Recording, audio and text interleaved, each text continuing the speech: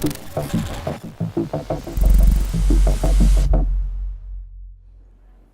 am Matt Stevenson with Threat Vector. We are at RSA 2019, as you can see, with Malcolm Harkins, the Chief Security and Trust Officer for BlackBerry Cylance. Kind of a new title. Kind of a new title. RSA, man, when you come to town, RSA trembles. Tell me what's going on this year, what's on your mind? Well, last week I published a blog called The Rise of the Cyber Industrial Complex. And for years, a lot of people have heard me talk about the industry profiting from the insecurity of computing, and so therefore has no economic incentive to solve the problems. I've got a talk tomorrow that I call Expense and Depth, how to manage your total cost of controls. And I'm going to challenge paradigms. I'm going to change the notion of how people think about these things. And I'm going to hold the security industry itself culpable to the problems that we have experienced. Now, you're kind of famous for that. In fact, even sitting on panels in front of live audiences, people will say something that it's just not right, and it's not morally right. What is this for you? This has been a long time thing. This is not just in the last couple of years you coming up with a gimmick. This is really a pillar of what you believe. Yeah, I don't do things I don't believe in, and I don't do things with people I don't believe in. You know, there's a notion that it's not what stands in front of you that matters, it's who stands beside you. And one of the things that I've always tried to transmit is what I believe, why I believe it.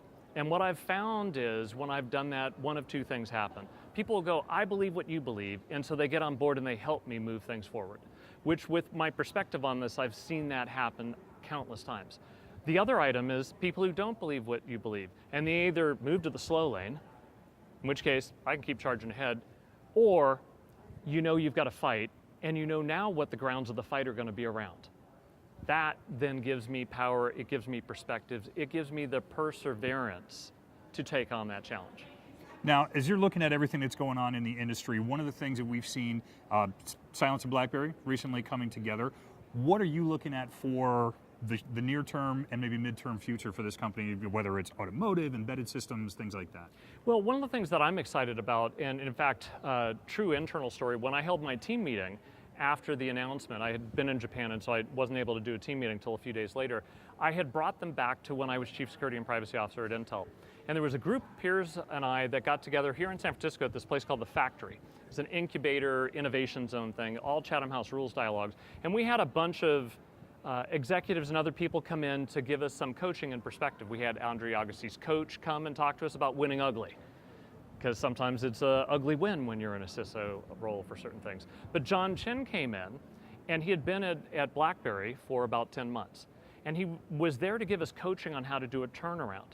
Because CISOs sometimes end up in a shithole in a new job, and they got to figure out their way out of it, right? And he had just landed at BlackBerry 10 months earlier. He was talking about the transformation he was going to do with BlackBerry and how it would take him 4 or 5 years to late 2018 to 2019. And who knew, when I was Chief Security and Privacy Officer at Intel at that time, that I was going to be hearing that from John Chen, that I would later leave to go work at Cylance to go honestly change the world, and then have it come full circle and go, what I heard from John Chen 10 months after he had taken the role was that we were the missing ingredient for that complete turnaround and transformation of BlackBerry into an Internet of Everything and enterprise security company hell-bent on changing the world and changing the risk paradigm. Now, I'm really curious, when you talk about the CISO, you come into a situation where you are stuck in a shithole. Sometimes you're coming in seeing it, wanting to come in there and make the changes because you know something is there. Other times, you are the frog that is boiling. Dude, you're screwed. Like, how do you know when you look around, oh my God, this is not the place, these aren't the people, this isn't the thing I should be doing? Dude, you're screwed, number one, if the CIO asks you for a risk register. Write that down. Number two, if the CIO or the CTO or anybody in a C title says, well, you know, we have to run a business here. And number three, well, we've always done it that way. And what we've just got to do is incremental improvements. So incremental improvements, let's see, nobody's leaving their laptops in the airport anymore, that counts. We've secured that machine, it's coming home. Incremental improvements, and you've heard me say this before, I think they're good things to do. We always have to continuously improve. But if you're focused on incremental improvements like the industry has been doing for decades, you're falling behind.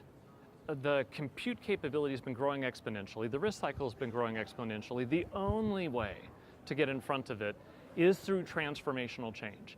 And if you have an executive suite, and particularly the CIO and other executives that you have to work with to do the security program, if they don't see the need or believe in the need for transformational change, then you're in the wrong spot, or you've got a fight on your hands. Or if they just tell you, well, you know, we've got to balance these things. I hate people who say they've got to balance. Balance means I'm giving one a higher level and I'm taking away from another. That is not the way we should be framing these problems. What we should be doing is focusing on how do I do both? How do I achieve productivity for the business and security? How do I achieve security and privacy? Don't trade them off against each other. And don't give me some bullshit answer that says I'm running a business and make it out like I've never been in a business. Right. Those things irritate the crap out of me. Or CIOs who actually think they can also run security. Because in my mind, that's a separation of duty issue. The CISO has, in many ways, a broader responsibility than most CIOs. And they need to be, in essence, holding the CIO accountable. Doesn't mean you can't work for them at times. But structure drives behavior and you get what you measure. And if you overstructure that, where the security team is beholden to the CIO, and you don't have the independence of action, the independence of decision making, and autonomy to go make things happen, you're going to be stuck in a suboptimal situation, and your organization is going to be taking on more risk than it really realizes it's doing. Now, you have worked with some really interesting companies, really cool technology, both on the people, the process, the technology, if I can use all those horrific cliches. What's catching your eye right now? I mean, machine learning it's not matured, but it's maturing, and you've been doing that for a bit. Anything out there that you're just thinking, that's cool? Well, for me, it's the application of it, right? And so I think certainly Cylance has been transformational in the application of artificial intelligence and machine learning for prevention of malicious code. We're starting to do that in our endpoint detection and response product. And again, turn an EDR product, a reaction-based product, into a preventative-based capability. And then we've got our future roadmap. But I see multiple areas where you can apply that capability and gain a ton of value. I am really excited about automated penetration testing. Right, I was at the Federal Trade Commission in December, and we were talking about data security assessments. And I said, again, same thing. It's inefficient, it's ineffective, and the only people who are making money off of it are the people who are selling you bodies to go do pen testing, and the bad guys who are getting in because guess what? It takes too long and you're not on top of the right things. But I think automated penetration testing, it's a great way to go rattle the cages in real time and basically get continuous control assessments and continuous control validation. And again, I'll tell people this, hold your security vendors accountable. Use automated pen testing and go to them and say, you failed to stop this, you didn't meet my SLA as an MSSP, and hold them accountable to the promises that they made. One of the ways to do that is with automated pen testing. All right, shameless plugs. You got all kinds of good stuff going on. You've written books. I've heard rumblings that there might be another one coming. People looking for more information about what you're up to, where can they go? They can follow me on LinkedIn, or they can go @ProtectToEnable on Twitter. All right. And as for us, we've got some new information.